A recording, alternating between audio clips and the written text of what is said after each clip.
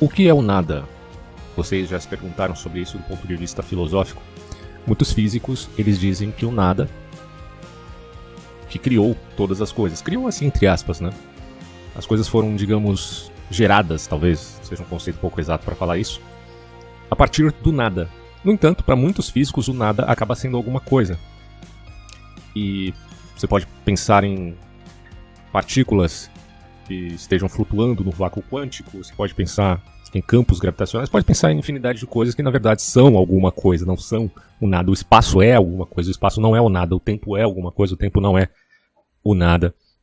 E, enfim, do ponto de vista filosófico, quando falamos de nada, ou falamos de um nada como não ser, e aí nós nos voltamos à filosofia de Parmênides, que é um introdutor, digamos assim, da ontologia, o estudo do ser, ou falamos aqui do nada como alteridade ou negação.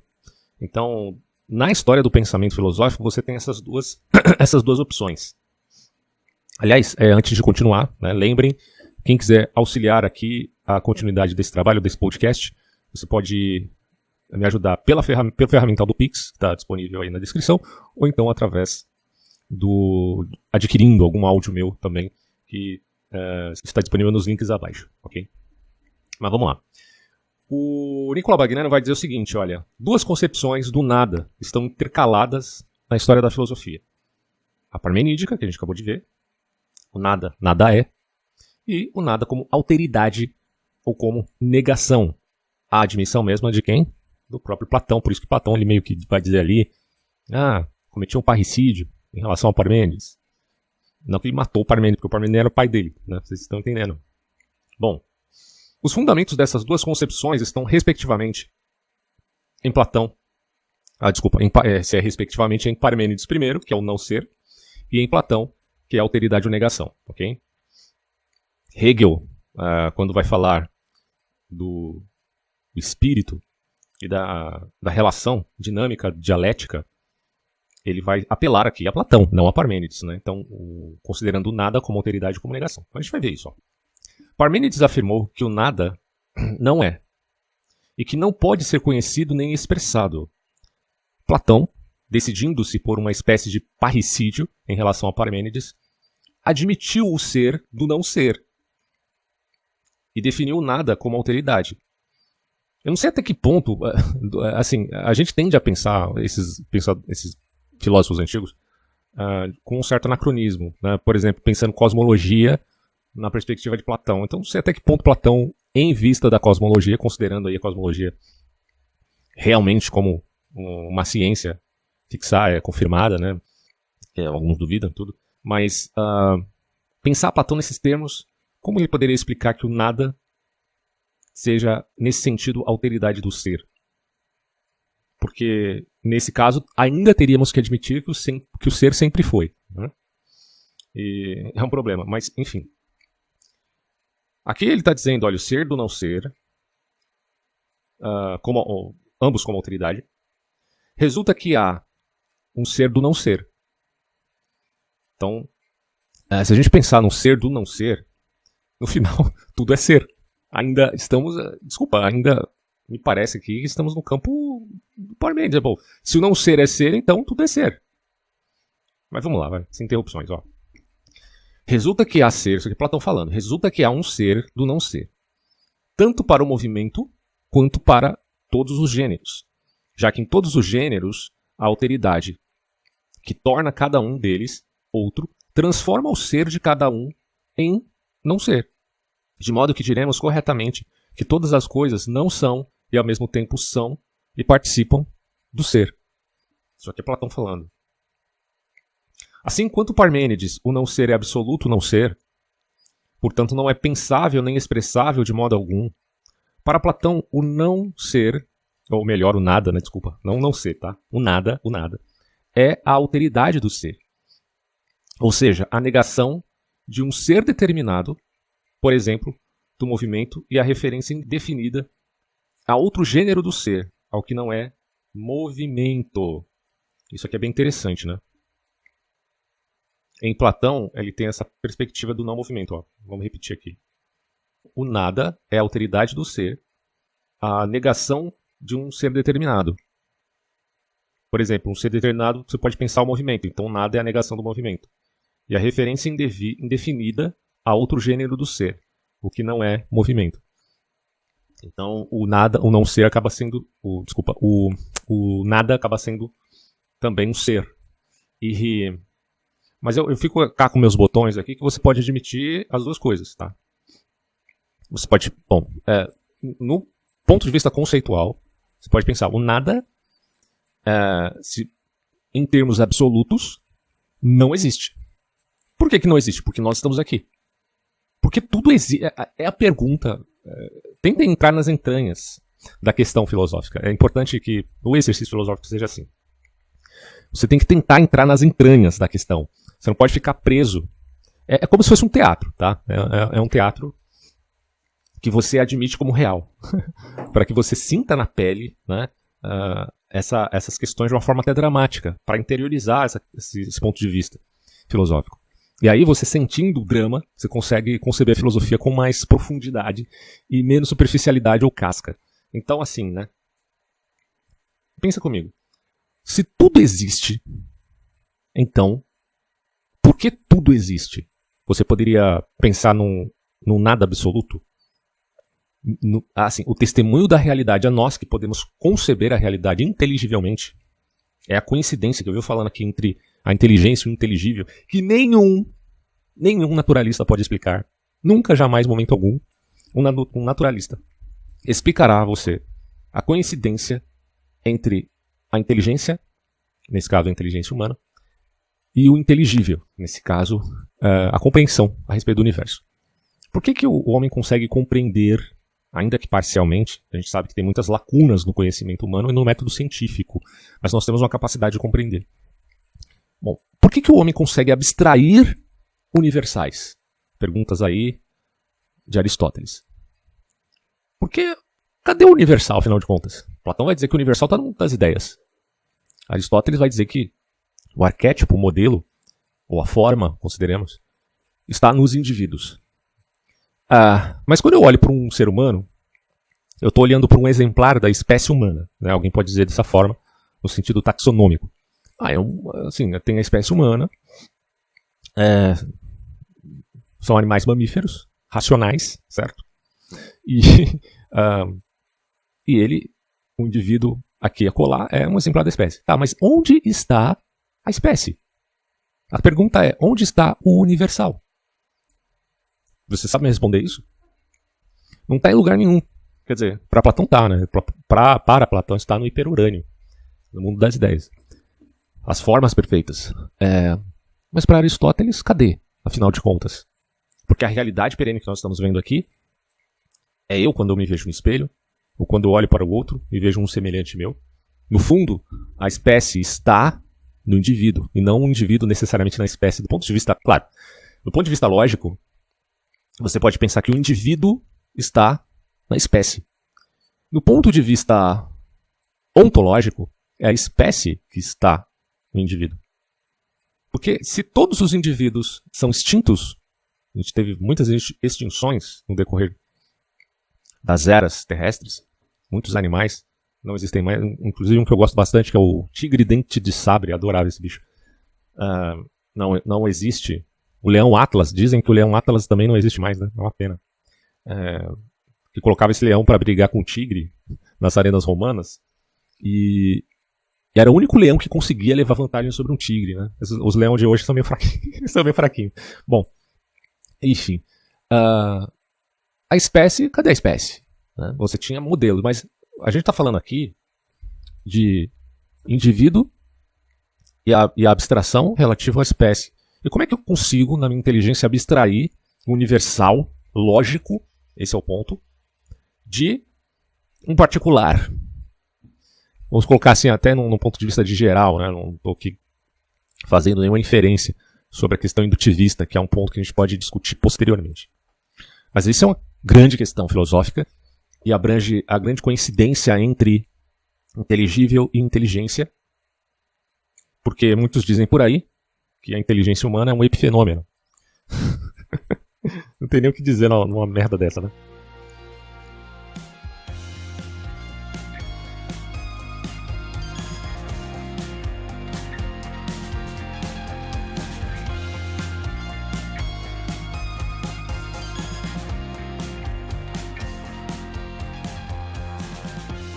aí o que acontece? Voltemos aqui ao texto. Um admite um não ser, nada absoluto. Podemos pensar dessa forma. Nada é, pô. O Parmênides está dizendo, pô, mas vocês estão loucos. Ô Platão. Claro que o Parmênides é bem mais velho que o Platão. E Platão herdou as ideias de Parmênides, mas, enfim. Platão estava lidando ali com os Eleatas e, portanto, tem essa herança do pensamento parmenídeo. Mas Platão vai dizer, mas podemos pensar o nada também como uma alteridade. No entanto, vamos lá, tudo vai ser de qualquer maneira. Assim, enquanto para Parmênides, vamos repetir essa parte aqui, enquanto para Parmênides o nada é absoluto não ser, portanto não é pensável nem expressável de modo algum, para Platão o nada é a alteridade do ser, ou seja, a negação de um ser determinado. E a referência é indefinida a outro gênero do ser, ao que não é movimento nesse caso, né? Então, o que não é movimento, podemos pensar um outro gênero de ser? Enfim. Talvez para Platão estivesse falando nesses termos para dizer, poderia até talvez usar uma outra conceituação que não esta palavra, essa ideia de nada. Porque no fundo tudo é ser, né? Que coisa absurda. De novo, entrem nas entranhas da questão filosófica. Que absurdo. Tudo é ser. Que coisa, né? A gente precisa tentar adentrar aquela mente de Parmênides quando ele introduz a ontologia para compreender o peso da questão. Senão você nunca vai entender filosofia. Aí a gente vai ter alguns outros autores falando sobre essa questão do nada. Por exemplo, o Górgias. O Górgias, ele apoiava a tese de Parmênides. Ele era um sofista. A gente tende muito a criticar os sofistas, até por conta de Parmênides. De Parmênides não, de Platão, desculpa. Platão e Sócrates. Mas nem tudo, tá? Nos sofistas era ruim. E do ponto de vista de Górgias, apoiava a ideia de Parmênides. E dizia que o nada não é, de fato. Porque se existisse, ele seria ao mesmo tempo não ser e ser. Não ser enquanto pensado como tal, e ser enquanto seria não ser.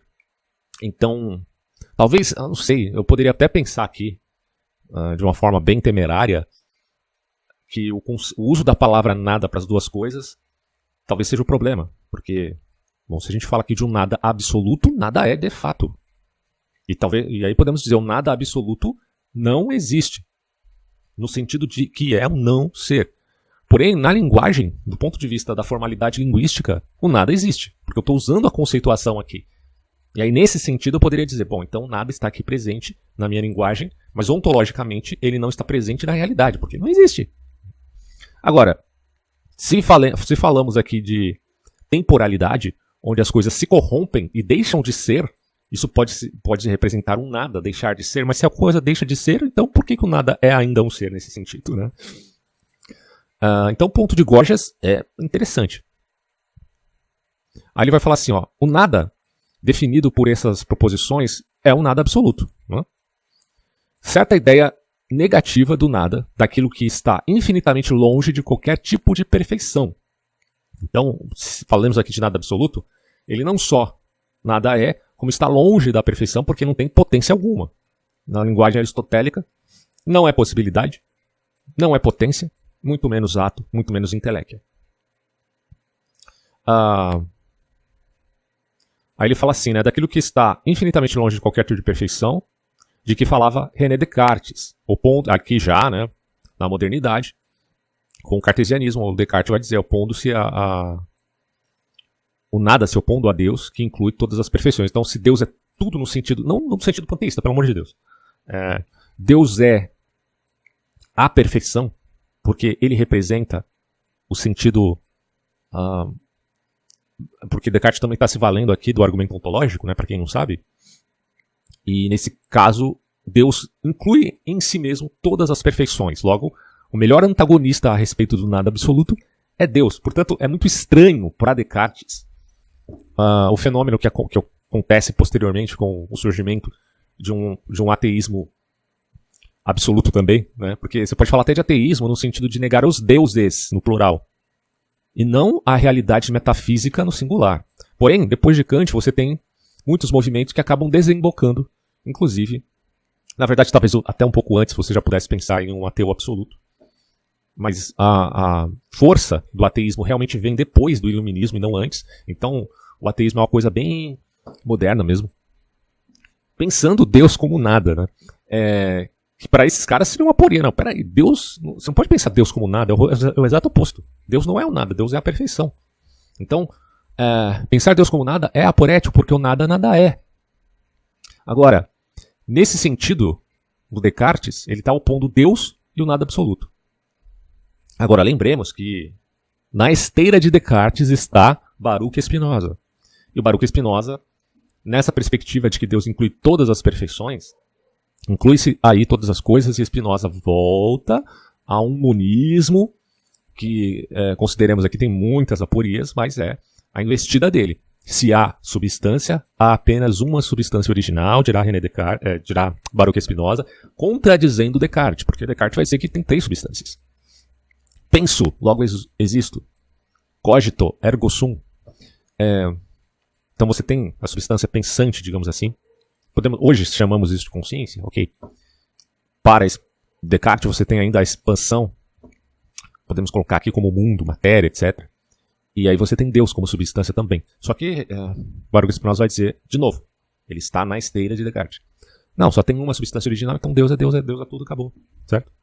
Ainda que hoje, do ponto de vista filosófico, você poderia pensar, mas não, eu poderia pensar numa substância que não fosse a substância absoluta, que é Deus. Será que tem alguma dificuldade nesse sentido, no ponto de vista filosófico? Não sei. Mas para Spinoza tinha. Bom, e o Kant?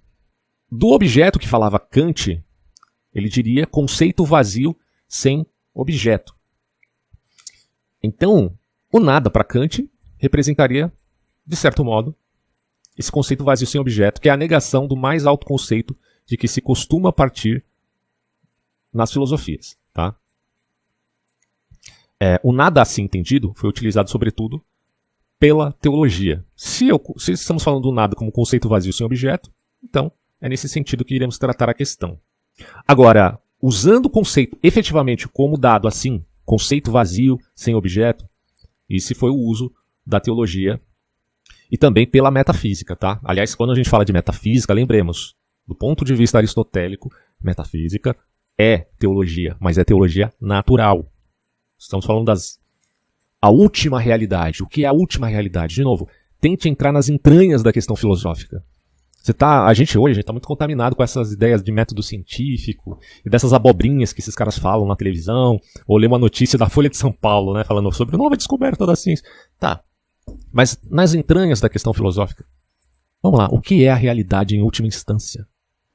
Esse é o ponto. É claro que em Kant você tem esse enfraquecimento da questão metafísica, como todos nós já sabemos. Mas estamos aqui falando, até no sentido aristotélico, pela teologia e pela metafísica, por um lado, a questão do nada, nesses termos, conceito vazio sem objeto, serviu para definir Deus, quando se quis insistir em sua heterogeneidade em relação ao mundo. Deus é uma coisa, o mundo ele cria ex nihilo, né? Segundo, claro, a teologia sendo sofisticada filosoficamente. Ou para definir a matéria também. Aí entra um ponto que é complexo. Porque para muitos filósofos, até antes da teologia cristã, não, você pode até pensar assim, fora, né, não antes, mas depois, no entanto, fora da teologia cristã, pensarão a matéria de uma maneira um tanto suspeita. Então, a matéria, ela passa, ela se corrompe. Então, a característica de ser e não ser, no sentido até platônico, parece estar presente aí. Podemos até falar aqui na figura de Plotino, sobre esse ponto. Vendo, de alguma maneira, a matéria como um não ser, tá? Bom, aí ele fala assim, a diferença de Deus é heterogeneidade em relação ao mundo, ou para definir a matéria, quando se quis insistir em sua heterogeneidade em relação às coisas. Por outro lado, serviu para introduzir no ser uma condição ou um elemento que explicasse certas caracteres dele. O primeiro uso ocorre frequentemente na teologia negativa. Essa teologia é a chamada teologia apofática. Você pode citar aqui Scotus de Erigena, que já havia identificado Deus com o nada. No sentido da teologia apofática, não podemos falar nada a respeito de Deus, porque Deus é superessência, acima da substância, certo? Se Deus é superessência, acima da substância, então a gente já ultrapassa a questão espinosista de dizer que Deus é a única substância, porque nesses termos, pelo menos para Erigena, Deus é superessência. E porque o nada é, por outro lado, a negação e a ausência da essência ou substância. Se Deus é superessência, está acima da substância, e o nada é a negação ou ausência da substância, ou das essências em geral, então você tem uma coincidência entre Deus e o nada. Então é nesses termos que ele está colocando, porque, bom, Deus é superessência, está acima da substância. O nada é a negação e ausência de essência e substância. Então você tem, pelo menos nesses termos, não necessariamente coincidência que eles sejam a mesma coisa, nada e Deus, mas que haja essa coincidência entre eles em relação à substância, tá? Aí ele vai falar assim, essa doutrina é frequentemente repetida na Idade Média. Deus é indicado como nada, ou nada do nada, ou quintessência do nada. Isso tem no livro do Zohar, que é um dos livros da Cabala judaica. E é chamado de nada, supraente. Então, o supraente, que aparece também em Mestre Eckhart, e de não eterno, de bom. E, bom, em todas essas expressões, nada exprime a negação total das formas de ser conhecidas, julgadas inadequadas à natureza de Deus. Então a teologia apofática meio que dá abertura para pensar Deus nesses termos aqui, não esotéricos mesmo, esotéricos conhecem. Né? E é bem complexo isso aqui, né, cara? Não exprime a negação total de formas de conhecimento julgadas inadequadas à natureza de Deus. Bom, é claro que essa é uma questão mais profunda, mas essa frase eu acho que exprime bem a ideia, tá? Que o nada seria a negação total das formas de ser conhecidas, julgadas inadequadas à natureza de Deus. Ou seja, quando você vai falar da teologia apofática e negativa, você vai falar de que Deus não é. E aqui cabe usar o conceito ação de nada, porque o nada exprime a negação total das formas de ser conhecido. Então, aí há coincidência entre Deus e o nada. Mas não é a negação ateísta do ponto de vista absoluto do ateísmo moderno. Ainda se tem aqui a concepção de Deus como, pelo menos em Erigena, super-essência, que tem a coincidência em relação ao nada, enquanto o nada signifique a negação das formas de ser conhecido. Não podemos conhecer a Deus. Logo, a coincidência dele em relação ao nada. Bom, mas vamos voltar agora à percepção platônica, e aí a gente vai achar o Plotino aqui, enfim. Ó. Segundo o uso do conceito de nada, encontra-se nos neoplatônicos, com o objetivo de acentuar a diferença entre a matéria e as coisas, entre o caráter informe de uma e as determinações das outras. Assim, para Plotino, a matéria é o não ser, que eu tinha falado antes, né? Porque desprovida de corporeidade, alma, inteligência, vida, forma, razão, limite, potência, que são todas as características do ser. Então, segundo Plotino, é preciso dizer que ela é não ser, mas não no sentido em que o movimento não é repouso, ou ao contrário, mas que é realmente o não ser. Ou, em outros termos, imagem ou fantasma da massa corpórea e aspiração à existência. Isso aqui, ele está falando em relação à matéria, né? A matéria é caracterizada desse mesmo modo, também, não só por Plotino, mas por Santo Agostinho. Porque Agostinho vai dizer, se pudesse dizer que o nada é e não é alguma coisa, diria que isso é a matéria, que isso é a matéria. Aliás, Agostinho fala isso, e ele nem está pensando na física quântica, porque não tinha como ele saber sobre essas questões modernas, que só aparecem no início do século XX. Mas que incrível essa ideia de Plotino e Agostinho de pensarem nesses termos, do que é e do que não é. Você pode pensar até no gato de Schrödinger, não sei se falei certo o nome do cara aqui, se ele está morto ou está vivo, mas de qualquer forma Agostinho ele meio que está falando um pouco, pelo menos quando você lê aqui, de forma anacrônica, você consegue encaixar isso de algum modo com a mecânica quântica das partículas que pululam entre ser e nada. Né? E essa frase é muito interessante. Se pudesse dizer que o nada é e não é alguma coisa, estou falando, percebam, no sentido platônico, diria que isso é a matéria. A matéria é, a matéria não é. Nas ínfimas subpartículas, é ou não é? Decai? Não decai? Claro, os átomos decaem. Pode pensar na partícula que decai. Mas, enfim, no fundo, você está imaginando aqui, nas últimas partículas conhecíveis, digamos assim, que o que elas são, ou o que elas, na verdade, elas são ou não são, né? E aí a gente vai ver o Hegel. Seguinte, ó. O terceiro uso encontra-se na filosofia moderna. A gente já tem isso em Plotino e Agostinho, vai aparecer em Hegel. E visa a resolver o ser no devir, ou a possibilidade em impossibilidade. Que eu acho um aporético pra caramba, você querer resolver o ser no devir, né? Mas o devir, como o devir é vir a ser, significa, portanto, que para que alguma coisa venha a ser, implica também que ela venha a se corromper, né?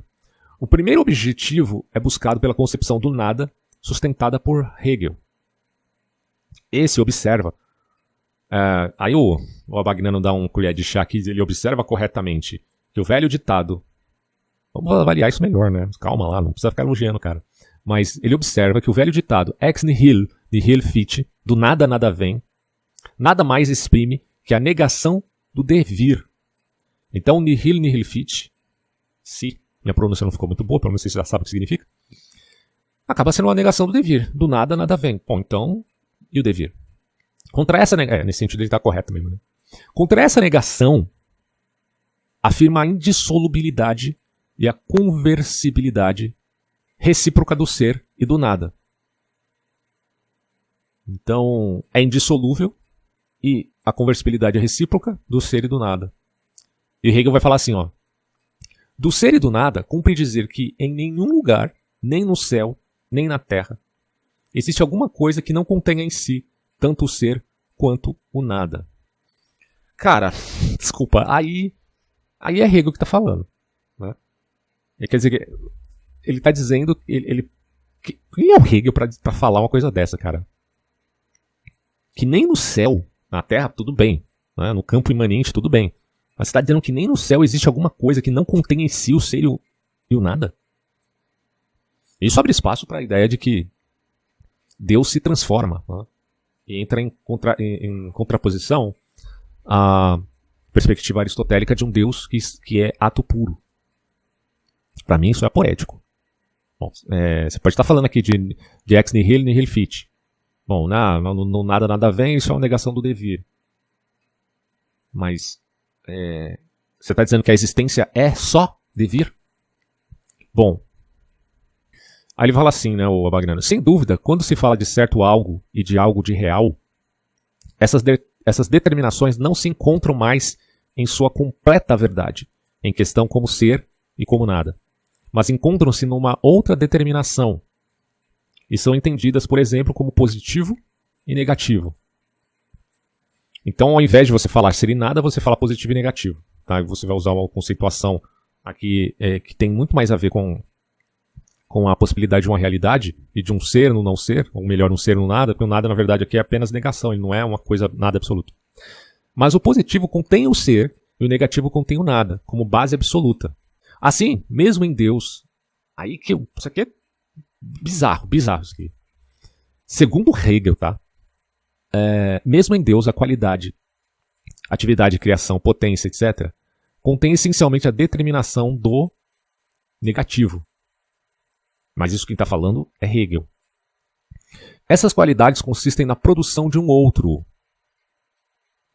A característica desse tipo de doutrina é a tese que o nada é o fundamento da negação e não a negação do nada. Isso é expresso por Hegel no trecho citado quando ele diz que o positivo e o negativo contêm o nada, como base abstrata. Na filosofia contemporânea, isso já entra como uma admissão da dialética como estrutura da realidade, porque em Deus você vai ter de um lado o positivo, do outro lado o negativo, e essas interações são constantes no devir. E na filosofia contemporânea, a mesma tese é explicitamente apresentada por Heidegger. Positivo e negativo contêm o nada como base abstrata. É o nada a origem da negação e não vice-versa.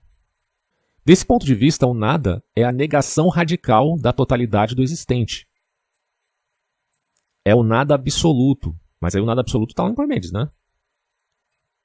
mas ao mesmo tempo constitui o fundamento do ser. Aí já não é mais Parmênides. Mais precisamente do ser do homem, quando esse ser é instável na história. Por isso que é o Dasein, o ser aí, é o ser na história, porque ele está no devir. A instabilidade do ser do homem é vivida na situação emotiva da angústia. O existente não é destruído pela angústia, de tal modo que fique assim, o nada.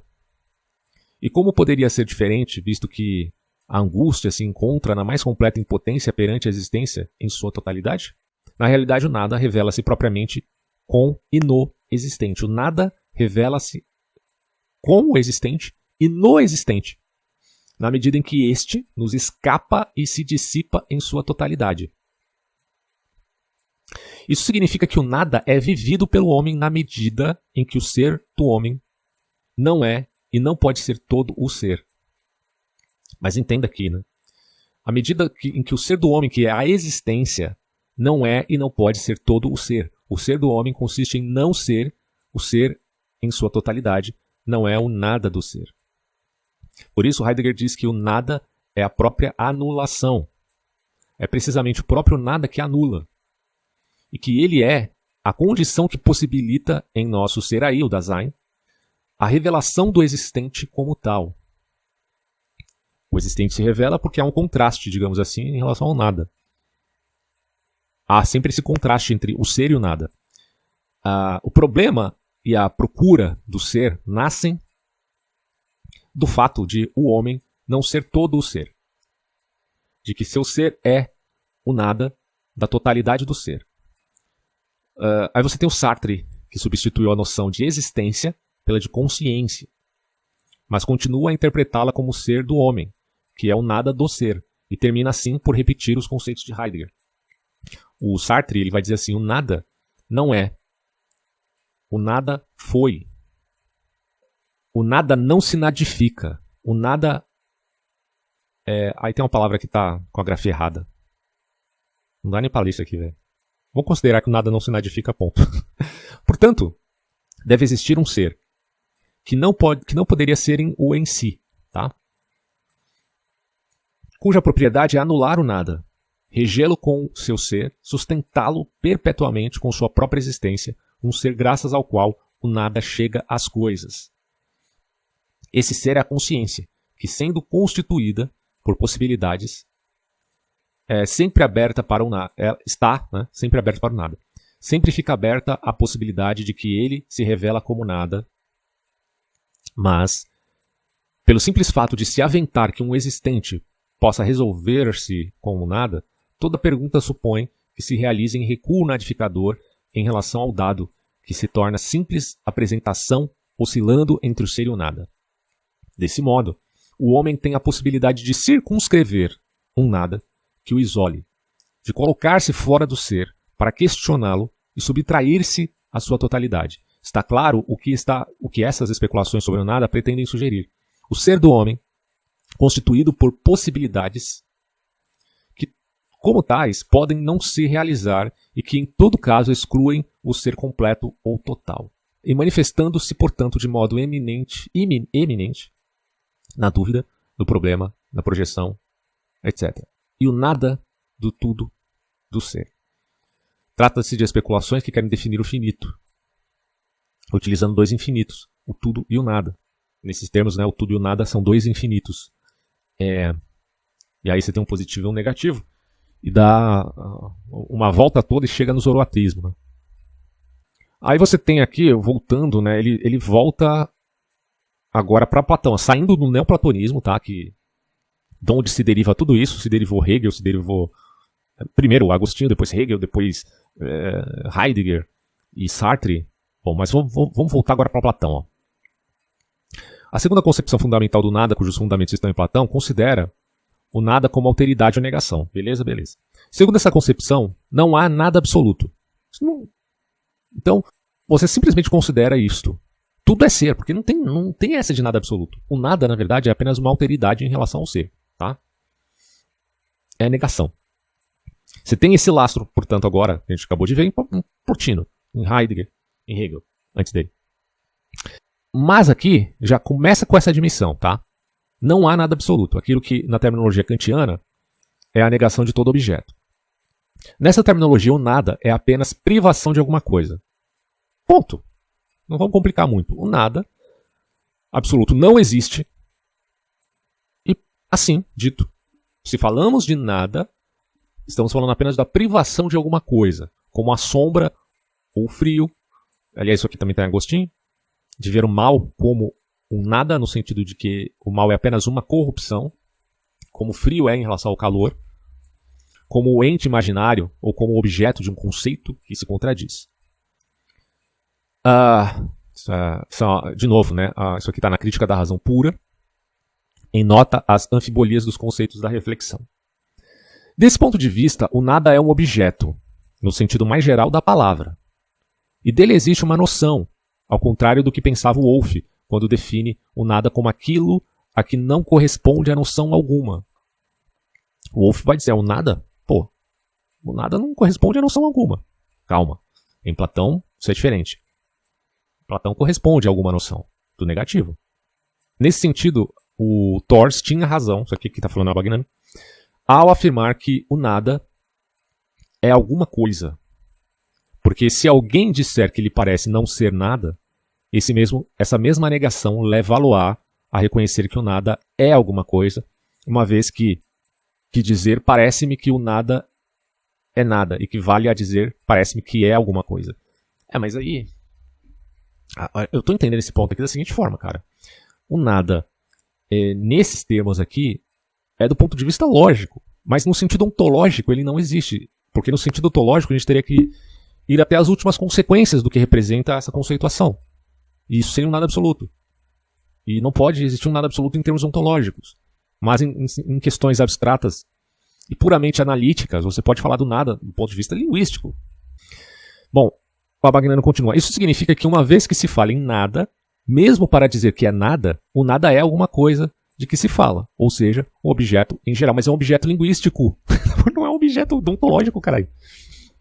Meu Deus, mano. Mas vamos ver, vai. Considerações desse gênero podem parecer puramente dialéticas, mas continuam tendo valor mesmo na lógica contemporânea. Contudo, esse conceito de nada não teve muita acolhida por parte dos filósofos, por razões compreensíveis. Não se presta a uso teológico ou metafísico. A melhor ilustração, porque a metafísica em Hegel vale, em Heidegger vale, ou na teologia como um nada absoluto em contraposição a Deus, né?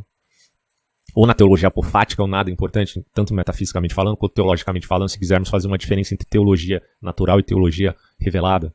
Bom, mas aí ele diz que a melhor ilustração disso, na filosofia contemporânea, encontra-se no Bergson, olha só, que vai dizer o seguinte: a ideia de abolição ou de nada parcial, nada parcial, tá?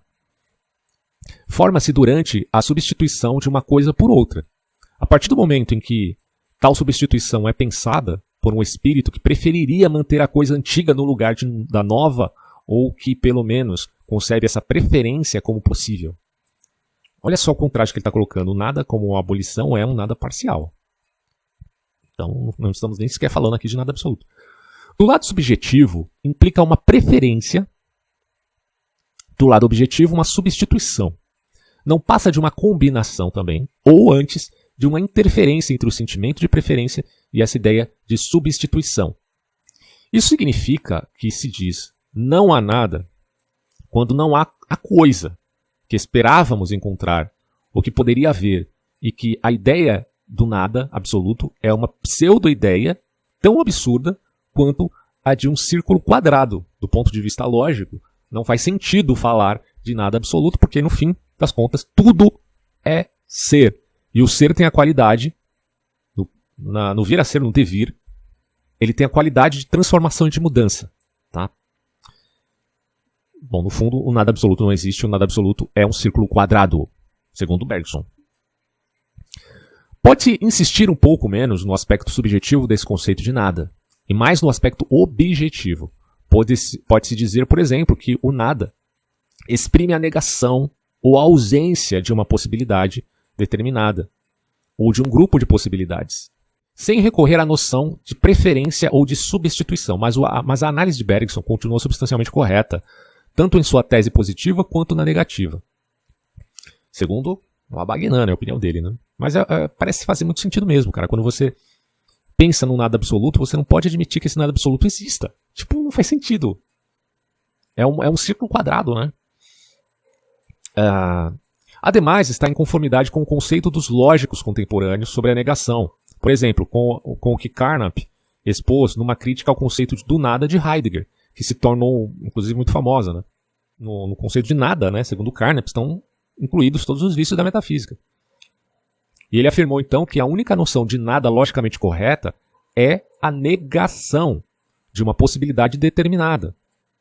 Portanto, dizer não há nada lá fora significa não há alguma coisa que esteja fora. E como a negação de que alguma coisa está lá fora implica que alguma coisa poderia estar lá fora, nesse sentido, a negação é a exclusão de uma possibilidade determinada. E consideremos aqui uma distinção entre o que é linguístico, aí eu que estou falando isso, e o que é ontológico. Você sempre usa essa conceituação nada no sentido linguístico para ser uma contraposição ao positivo, o negativo e positivo. Mas você não está utilizando a conceituação nada absoluto quando você utiliza a ideia de nada ou conceito de nada na linguagem cotidiana, na linguagem científica ou na física. Você vai utilizar a conceituação nada, mas nunca no sentido de um nada absoluto, mas sim de uma negatividade. Ou, até nas palavras de Carnap, né? No sentido aqui de uma possibilidade determinada que fora excluída. Tá? Então, bom, é um tema de fato muito complexo, certo? Mas eu admito o pressuposto teológico no sentido de que o nada, realmente nada é, como Parmênides dizia. Isso do ponto de vista ontológico. Do ponto de vista ontológico, nada é. Mas eu concordo também com Platão de que você utiliza a concepção de nada na linguagem, ou melhor, né, você utiliza a concepção de nada como alteridade, tá? Mas essa alteridade tem uma relação muito mais linguística da correlação. É uma relação linguística da correlação ontológica que há entre o ser e o não ser. Não ser no sentido assim, né? Do devir. Você está dentro de um devir. E as coisas estão acontecendo e estão se transformando. E nesse devir você tem possibilidade, você tem potência, você tem ato, você tem corrupção do ato. Você tem uma eu não quero falar em constante transformação no sentido heraclitiano, porque Heráclito tem um monte de aporia também, né? Na verdade, se a gente for ver, cara, essa coisa do nada, ela acaba nos levando, de novo, àquela discussão, velha discussão entre Parmênides e Heráclito. Heráclito fala do pantarrei, tudo flui, e Parmênides fala do, né, de que tudo é ser e o movimento devir é uma ilusão. É bem complicado. Mas, do ponto de vista linguístico, é adequado você utilizar essas conceituações, tudo, nada, são de caráter também metafísico, mas não no sentido de admissão desse supersensível de um nada absoluto, porque aí não faz sentido. E aí nós voltamos à questão visceral, nas entranhas da filosofia, nas palavras de inúmeros filósofos, incluindo o famoso Leibniz. Nós estamos aqui. E o nada que nós temos sempre está correlacionado ao ser, como possibilidade de corrupção, certo? Fora isso, não existe nada absoluto. Desculpa, né? E, aliás, até para deixar esse entender bem claro, eu fiz um texto aqui para a gente, enfim, ter essa síntese. Claro, vocês podem, enquanto estudiosos aí de metafísica, questionar isso na medida do possível. Mas essa é a minha atual conclusão, certo? É o seguinte, eu escrevi, o nada, nada é. O nada não existe. Até aí não teve nenhuma novidade, a gente já viu que Parmênides pensava assim. Mas o nada, se fosse nada em absoluto, não seria alteridade. Logo, se o nada é o não ser do ser. Porque quando você diz que o nada é, você está dizendo que ele não é. E comporta aí o entenda-se a cópula. Ele é isto, aquilo, aquilo outro. O representa alguma coisa, tá? Mesmo que seja o não ser. Então, assim, se o nada é o não ser do ser. Mas em relação ao devir, não que não haja devir, mas que há transformação. Inclusive, se há mesmo transformação no universo, há quem conteste. Consideremos a teoria A e a teoria B do tempo, que aliás já tem um áudio, melhor dizendo, um podcast gravado para postar aí para vocês depois. Mas enfim, Parmênides, ele fala da impossibilidade do fluxo contínuo, enquanto o Heráclito da impossibilidade do atomismo temporal. Você imagina, falamos aqui de atomismo no sentido de que existe matéria no universo que está dentro do espaço, tá? Nesse sentido, podemos falar de atomismo, ainda que, né, o conceito de átomo não corresponda à partícula ínfima. Tem mais partículas, subpartículas mais ínfimas que o átomo, mas essa é apenas uma questão conceitual ao longo do tempo, certo? No fundo, se quisermos falar de átomo no sentido linguístico que quis falar ali Demócrito, você teria que se referir aí à subpartícula mais ínfima possível. De qualquer maneira, isso não combina necessariamente com o que os antigos pensavam. Mas não podemos falar de atomismo no sentido temporal, onde cada momento é um momento atômico. Na verdade, não podemos, vírgula, porque alguns podem pensar dessa maneira. Vide essa questão da teoria A e teoria B do tempo. Heráclito, defendendo Pantarrei, ele vai dizer, não podemos admitir atomismo temporal, pelo amor de Deus, as coisas são um fluxo contínuo. Mas é lógico que ele tem as suas aporias também, não cabe aqui falar, mas eu abordo isso em outros podcasts. E se Parmênides admite, não que ele admita, mas ele admite o ser imóvel, mas alguém pode, se valendo dessa ideia de Parmênides, tentando sofisticá-la ou mudá-la, não necessariamente sofisticá-la, mas mudá-la, pensar num atomismo onde cada momento é um momento atômico e, portanto, esses momentos atômicos são diferentes e caberia perguntar por que eles coincidem um com o outro da relação causa-efeito? Caberia perguntar isso, certo? Ninguém vai responder, até o presente momento ninguém vai responder, porque não há como fazermos essa dimensão a priorística, tá, entre atomismo temporal. Bom, mas o Parmênides poderia dizer, não há de vir. E se há nada, há de vir. Aí é que está o ponto, né? Se o nada existe de fato, então isso explicaria, pelo menos do ponto de vista que nós vimos aqui de Platão, o devir. Porque pensaria Platão nesses termos, que dizer que nada é acaba por inviabilizar o vir a ser. Mas se falamos de nada em termos linguísticos, isso se refere à mudança e não a um não ser absoluto.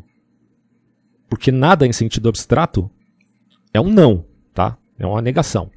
Mas ainda assim, é em sentido formal e lógico. Não no sentido ontológico. Então essas duas coisas têm que ficar bem alocadas. O que é lógico, o que é linguístico, o que é formal e o que é ontológico. Não são necessariamente iguais.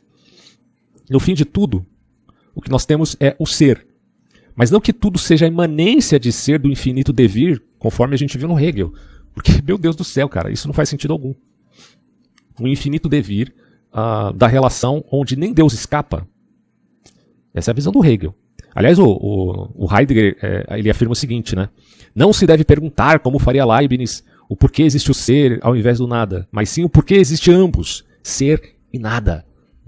Como a gente já viu, o Heidegger seguindo um pouco ali, não necessariamente idêntico, mas similarmente à prescrição hegeliana. E o fato é que a questão do nada, relativa ao Dasein lá do Heidegger, é importante para ele, porque ele acreditava que o nada não é simplesmente a negação ou a ausência do ser, mas sim uma possibilidade fundamental do ser aí, que se manifesta na angústia. Entendemos, dentro da história. Porém, o Heidegger ele parece não se importar com a diferença entre o aspecto linguístico de ser e nada em sua forma ontológica. Em relação, aliás, à sua forma ontológica. Que aqui está escrito errado, eu escrevi e o teclado mudou a palavra. É uma maravilha. Bom, a pergunta de Leibniz só faz sentido em termos metafísicos de uma realidade última. Só faz sentido na incongruência da admissão de contrários absolutos. Tá? Isso aqui é o Leibniz. Por quê? Ou você admite porque quando a gente fala de absoluto, a gente está falando do caráter de necessitarismo. Então você ou admite um ser absoluto, ou admite um nada absoluto. Mas o nada absoluto não pode gerar, não tem potência. Como eu falei, não tem potência e não tem ato. Mesmo que você não admita a teoria aristotélica de ato e potência, potenciato, mas no mínimo você tem que admitir não tem nem possível nem compossível, vide Leibniz. Se há ser, não pode haver nada e assim vice-versa. no sentido, de novo, absoluto. Deveras, há ser. Nós estamos aqui. E assim nos esquivamos do nada absoluto. Assim como nos esquivamos de um círculo quadrado, conforme as palavras que a gente já viu aí do Bergson. Não há círculo quadrado. E não há também nada absoluto. Isso é assustador. Tá? Pensa bem, cara, isso é assustador. O nada absoluto não existe. Tal coisa, porém, não implica negar o devir ou a alteridade entre ser e vir a ser, que é, de certo modo, a aporia parmenídica. Tá? Parmênides está negando o devir. E quem hoje, na física moderna, nega o devir, está falando, de novo, repito aqui, de atomismo temporal. É bizarro. O que conecta necessariamente essas coisas? Seria muito mais fácil pensar no fluxo, mas não que na admissão necessitarista da aporia do próprio Heráclito. Então, assim, tal coisa não implica negar o devir ou a alteridade entre ser e vir a ser. Ora, o ser e vir a ser, de fato, é uma realidade ontológica. O vir a ser fala de relações positivas e negativas.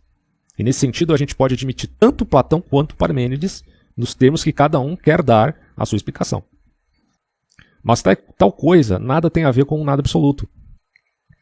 Porque, eu digo na admissão, porque Parmênides está falando do nada absoluto em via de negá-lo, em via de dizer nada é. Da relação necessidade e possibilidade, concebemos um é. E este eterno não pode ser subjugado pelo devir. Como pensava Aristóteles relativo ao seu motor imóvel, causa primeira, teleológica e ato puro, ou seja, como pensava Aristóteles a respeito de um motor incorruptível que atrai todas as coisas para si. As faz mover por uma atração que não é mecânica. Não confunda mecanicismo lá do século XVIII, XIX com o motor, só porque a palavra é motor, de Aristóteles. Né? Não vamos ser anacrônicos aqui. No fundo, se você quiser falar de motor, fale no sentido de um ente que move. Motor porque move, não porque mecanicamente move. Este sendo causa primeira, teleológica e ato puro. Certo? Mas como explicar então essa incongruência entre universal e particular? Entre o ser imóvel e as coisas que se movem? Não é simples. Mas eu estou colocando aqui que nos termos de Platão é adequado você falar do ponto de vista linguístico do nada, como alteridade, e do ponto de vista linguístico também do nada absoluto como completamente inexistente e contraditório, inclusive no aspecto lógico, como o próprio Parmênides dizia, o ser é e o nada é em termos absolutos. E quando nos voltamos ao aspecto ontológico, a primeira admissão, o ser existe, ponto. O não ser é uma transformação do ser, mas aqui eu não estou falando do não ser em termos absolutos, e sim do devir como transformação constante, não implicando que só exista a imanência, ou a transformação, ou o decaimento do ser apenas na temporalidade do devir, como se não existisse nada além do devir, como poderia pensar o Hegel nesse ponto, discordando dele, inclusive. Então, bom, essa é uma síntese que ainda carece de alguns pormenores a ser avaliadas, mas para um vídeo aqui no YouTube eu acho que já está muito bom, inclusive para frutificar aí a vossa reflexão. Finalizo por aqui e até próximos áudios.